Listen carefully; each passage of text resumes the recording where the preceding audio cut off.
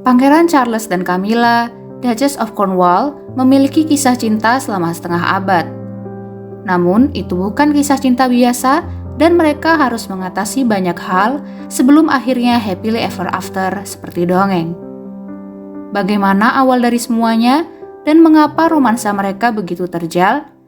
Berikut kisah cinta Charles dan Camilla.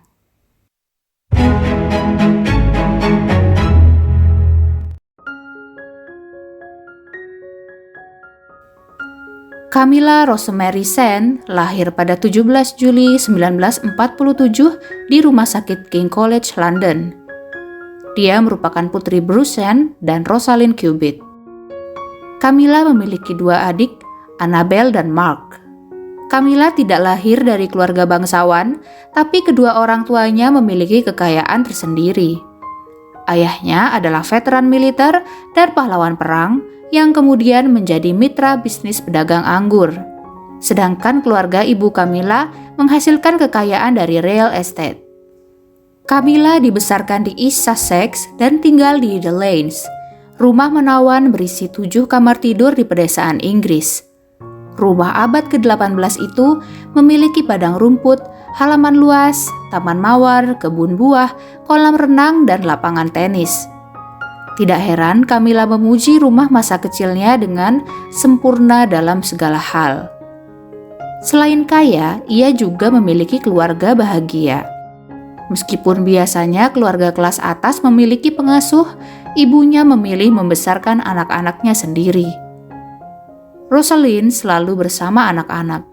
Kegembiraan adalah salah satu hal utama yang kuingat tentang keluarga Sand. Tidak ada kemegahan, tidak ada keangkuhan. Penilaian Shawcross disetujui Camilla dalam sebuah wawancara tahun 2017. Kami dibesarkan dalam keluarga yang sangat bahagia. Itu sangat indah. Ibu Camilla mendidik anak-anaknya sopan santun dan cara bersosialisasi, hal yang mempengaruhinya untuk mudah bergaul. Ibu saya kadang-kadang bisa sangat galak. Saya ingat pernah ada makan malam di rumah dengan beberapa tetangga paling membosankan di dunia dan kami diseret untuk bergabung dengan mereka. Kami biasa mengeluh dan berkata, "Tidak bisakah kami tinggal di sini dan menonton televisi?" Dan dia akan mendudukkan kami di meja makan. Dan begitu keheningan terjadi, dia berkata, "Bicaralah, saya tidak peduli apa yang kalian bicarakan, pokoknya lanjutkan percakapan." Jadi saya tidak pernah bisa diam. Camilla pertama kali bersekolah di Dumbrell School. Pada usia 10 tahun, dia dikirim ke sekolah asrama Queensgate. Dia tinggal di asrama sepanjang minggu dan pulang saat akhir pekan untuk menunggang kuda dan berburu. Teman sekelas Camilla menggambarkannya sebagai seorang tomboy yang pemberani dan memiliki lingkaran sosial besar.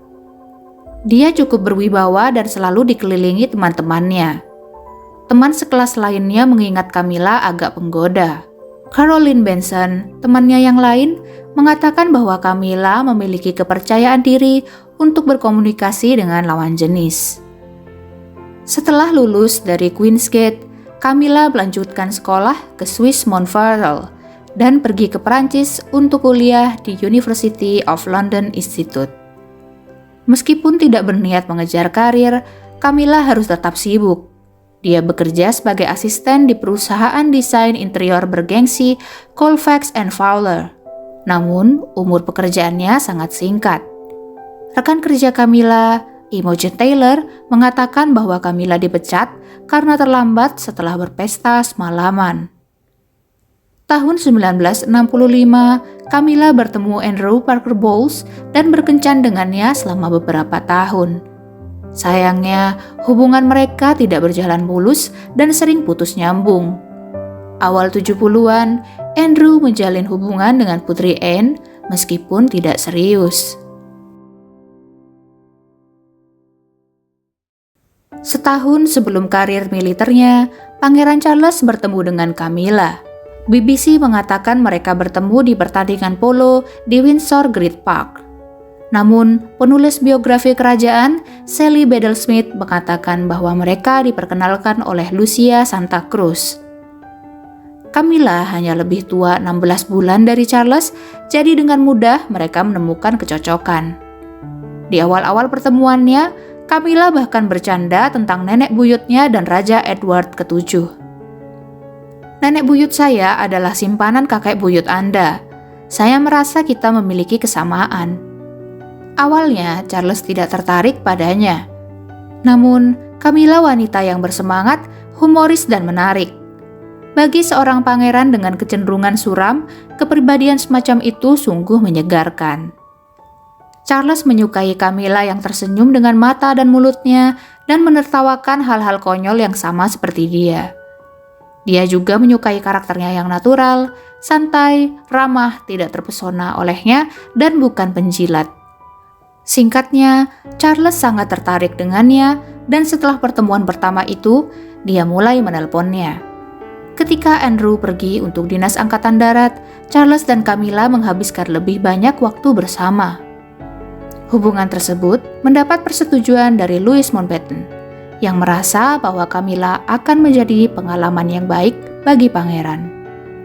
Tidak diketahui apakah Camilla dan Charles pacaran di bulan-bulan awal itu, tapi mereka bertingkah seperti pasangan yang sedang jatuh cinta. Namun, Camilla tidak tahu apakah Charles akan menerjemahkan kasih sayangnya ke dalam ikatan pernikahan atau tidak. Meskipun mereka mengembangkan hubungan yang kuat, Camilla tidak memenuhi kriteria istri pewaris tahta. Dia tidak memiliki garis keturunan kerajaan dan tidak perawan, karena pernah berkencan dengan beberapa pria lain sebelumnya. Dengan melihat ke belakang, Anda dapat mengatakan bahwa Charles seharusnya menikahi Camilla ketika dia pertama kali punya kesempatan. Mereka sangat cocok, kita tahu itu sekarang. Tapi itu tidak mungkin. Camilla memiliki masa lalu dan Prince of Wales tidak bisa menikahi gadis dengan masa lalu. Namun, Shawcross berpendapat bahwa masalah utama mereka bagaimanapun adalah karena Camilla jatuh cinta pada Andrew. Aku sangat mencintai Charles, tetapi aku tidak bisa melupakan Andrew. Aku memikirkannya sepanjang waktu. Apakah mungkin untuk mencintai dua pria di waktu yang sama? Ketika Lord Mountbatten menyadari betapa seriusnya Charles dengan Camilla, dia mengatur agar Charles ditugaskan ke Hindia Barat selama beberapa bulan. Pada Desember 1972, Charles membawa Camilla ke Portsmouth untuk melihat kapal yang akan ia tumpangi. Akhir pekan berikutnya, mereka pergi ke Broadlands. Di momen itulah, Charles menyadari bahwa Camilla adalah belahan jiwanya. Tapi ia tidak mengatakannya. Meskipun Camilla memiliki hubungan yang baik dengan orang tuanya, ibu dan ayahnya tidak ingin dia menikah dengan Pangeran Charles. Ayahnya menyukai Andrew dan ingin Camilla menikahinya. Saat Charles berlayar bersama Royal Navy pada Januari 1973, Andrew kembali ke London. Dia dan Camilla menghidupkan kembali hubungan mereka. Tapi Andrew tidak menunjukkan tanda-tanda mau melamar. Saat itulah ayah Camilla bersekongkol dengan keluarga Andrew untuk menikahkan anak mereka. Menurut John Bowes-Lyon, Derek Parker Bowles, dan Bruce Hand membuat pengumuman pertunangan anak mereka di The Times yang memaksa Andrew untuk melamar pacarnya. Berita itu didengar Charles saat ia berlabuh di Antigua. Dengan patah hati, Charles menulis kepada pamannya, "Saya kira perasaan hampa ini pada akhirnya akan berlalu." Pada 4 Juli 1973, Camilla pun menikah dengan Andrew di Guards Chapel, London. Itu adalah acara besar dengan Ibu Suri dan Putri Anne duduk di bangku undangan. Meskipun sudah berubah status, Camilla dan Charles tetap bersahabat. Bahkan, Charles dipilih menjadi ayah baptis Thomas Henry yang lahir tahun 1974. Tahun 1977, Camilla hamil anak keduanya, Laura Rose. John Bowes-Lyon mengatakan bahwa Camilla adalah seorang ibu yang luar biasa. Dan hal ini dibenarkan oleh Thomas. Dia tidak pernah marah tentang rapor sekolah yang buruk, kami yang sedang terlibat masalah dan sebagainya. Dia akan datang ke Eton dan membawa saya ke McDonald's. Menjelang akhir tahun 1978, Charles dan Camilla melanjutkan hubungan asmara mereka. Hubungan itu rahasia, tetapi percikannya terlihat oleh siapapun yang memperhatikan. Seorang punggawa istana senior dengan enggan memberitahu ratu bahwa The Blues and Royals, resimen kavaleri Angkatan Darat Inggris, tidak senang putranya berhubungan dengan istri rekan perwira mereka. Ratu tidak menjawab, tetapi Camilla tidak pernah diundang ke acara kerajaan. Andrew sendiri tampaknya tidak peduli dengan perselingkuhan istrinya. Andrew tidak dalam posisi untuk mengeluh, dan ketika dia mengetahui apa yang sedang terjadi, dia dengan bijaksana tidak membuat keributan. Sementara itu, pangeran semakin ditekan untuk menikah. Di usia 29 tahun, Charles bertemu Diana Spencer yang saat itu berusia 16 tahun. Namun, Charles tidak fokus padanya karena sedang berkencan dengan kakak Diana, Sarah Spencer. Februari 1978, Charles dan Sarah pergi ke resort ski mewah Swiss Cloisters. Saat liburan itulah hubungan mereka runtuh. Dalam sebuah artikel, James Whittaker menulis bahwa Sarah tidak akan menikahi Charles karena dia tidak menyukainya. Tak lama setelah berita itu dicetak, mereka putus. Namun, mereka menjaga hubungan baik. Sarah tetap berada di lingkaran pertemanan Charles dan menghadiri pesta ulang tahunnya yang ke-30 di Istana Buckingham.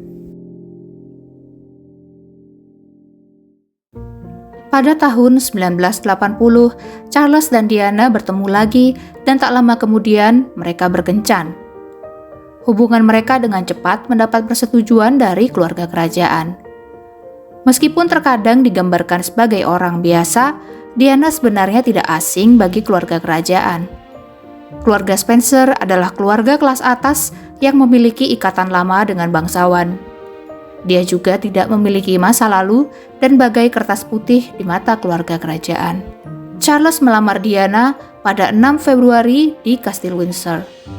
Diana menerima lamaran itu dan berkali-kali mengatakan betapa dia mencintai Charles. Charles pun menjawab, apapun arti cinta.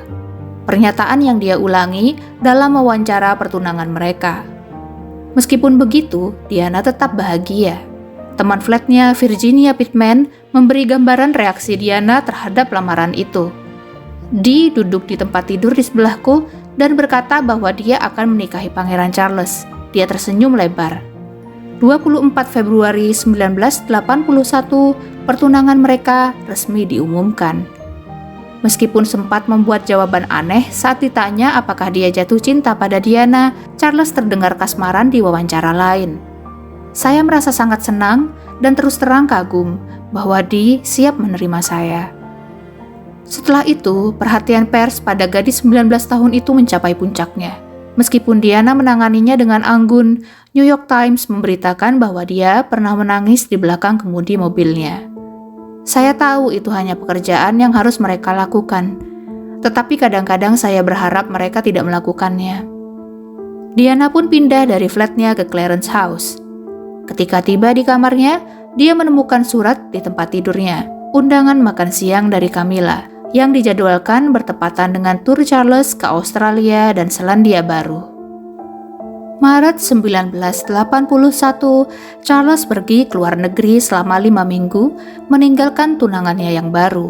Saat kepergiannya, Diana menangis di Bandara Heathrow. That was nothing to do with him going. The most awful thing had happened before we went.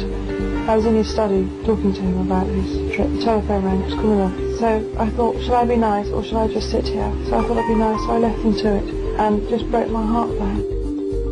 Setelah itu, Diana memenuhi undangan makan bersama Camilla. Saat itu, Camilla bertanya apakah Diana akan pergi berburu dengan suaminya kelak. Setelah Diana menjawab tidak, Camilla terlihat lega. Diana kemudian menyadari bahwa Camilla sedang mencari waktu untuk bisa melihat Charles sendirian. Suatu hari sebelum royal wedding, sebuah bingkisan tiba di Istana Buckingham. Diana bersikeras membuka bingkisan itu meskipun dilarang oleh staf pangeran. Betapa terkejutnya Diana saat menemukan gelang dengan inisial G dan F, singkatan dari Gladys dan Fred, panggilan sayang antara Camilla dan Charles. Charles juga terlihat mengenakan kancing manset emas berukir huruf C untuk acara makan malam formal. Kasih sayangnya yang jelas untuk Camilla menimbulkan kecemburuan bagi Diana. Dia pun marah dan menangis ke Charles. Dia berterus terang setelah pertunangan, mengakui bahwa Camilla adalah salah satu teman terdekatnya, tetapi meyakinkan Diana bahwa mulai sekarang tidak akan ada perempuan lain. Meski begitu, Charles bersikeras untuk memberikan hadiahnya ke Camilla dan membuat Diana sangat ragu. Namun akhirnya, tanggal 29 Juli 1981, Diana dan Charles menikah dalam upacara yang dijuluki pernikahan abad ini. Dari pernikahan itu, mereka memiliki 2 anak, Pangeran William lahir tahun 1982 dan Pangeran Harry lahir tahun 1984. Diana mengatakan bahwa tahun-tahun awal ini adalah saat paling bahagia di pernikahannya. Namun kebahagiaan itu sirna setelah Charles dan Camilla berhubungan kembali tahun 1986. Diana menekan tombol panggil ulang di ruang studi Charles dan terhubung ke Camilla. Diana juga pernah mendengar Charles berbicara dengan Camilla di telepon. "Apapun yang terjadi, aku akan selalu mencintaimu." Seolah itu belum cukup memilukan, sang putri juga pernah melihat foto Camilla jatuh dari buku harian Charles. Diana pun membalas berselingkuh dengan James Hewitt di sekitar tahun yang sama. Mereka pun hidup terpisah dan Camilla menghabiskan hari-harinya di Highgrove, yang telah menjadi rumah utama Charles, sedangkan Diana tinggal di Istana Kensington. Camilla tinggal di Middlewick House, sebuah rumah abad ke-18 yang berdiri di atas lahan seluas 500 hektar, yang hanya 15 mil dari Highgrove. Salah satu staf pangeran yang paling setia sering melakukan perjalanan ke Middlewick House untuk mengantarkan catatan, paket, dan bunga yang dipetik oleh Charles dari taman. 3 tahun kemudian, Diana yang muak memutuskan untuk mengambil tindakan. Suatu malam di tahun 1989, Annabel Elliot mengadakan pesta ulang tahunnya yang ke-40. Diana muncul tanpa pemberitahuan dan di sanalah dia berhadapan dengan Camilla. "Camilla, aku hanya ingin kamu tahu bahwa aku tahu persis apa yang terjadi antara kamu dan Charles. Aku tidak lahir kemarin. Anda mendapatkan semua yang Anda inginkan. Anda membuat semua pria di dunia jatuh cinta dan Anda memiliki 2 anak yang tampan. Apalagi yang Anda inginkan?" Diana pun menjawab, "Aku menginginkan suamiku." Namun, ini tidak menghentikan Charles dan Camilla untuk saling bertemu.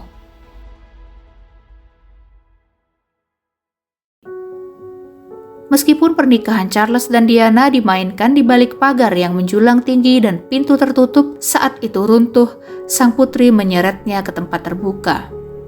Diana menumpahkan detail kisah sedihnya pada serangkaian rekaman dari tahun 1991.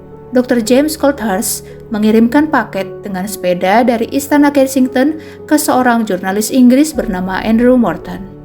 Morton kemudian membawa kaset itu ke sebuah kafe, di mana dia mendengarkan Diana menceritakan rahasia tergelapnya tentang Camilla, bulimia, dan percobaan bunuh diri. Tahun 1992, buku Diana Her True Story in Her Own Words dirilis dan mengejutkan dunia. 6 bulan sebelum buku itu terbit, Diana menulis kepada Dr. James bahwa dia cemas dengan kegegeran yang akan muncul karena buku itu. Namun akhirnya lega karena suaranya akan didengar.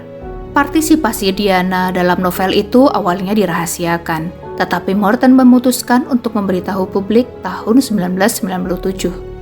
Akhirnya, perselingkuhan Charles dan Camilla bukan lagi gosip di kalangan masyarakat kelas atas, tetapi menjadi berita utama di seluruh dunia.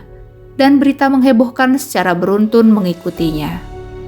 Pada Agustus 1992, bocoran telepon antara Diana dan James Gilby dirilis. 3 bulan setelah itu, Charles dan Camilla mengalami skandal serupa. Panggilan telepon intim tahun 1989 antara Charles dan Camilla diam-diam direkam dan disebarkan oleh media. Rekaman berdurasi 6 menit yang eksplisit itu dijuluki Camilla Gate oleh pers.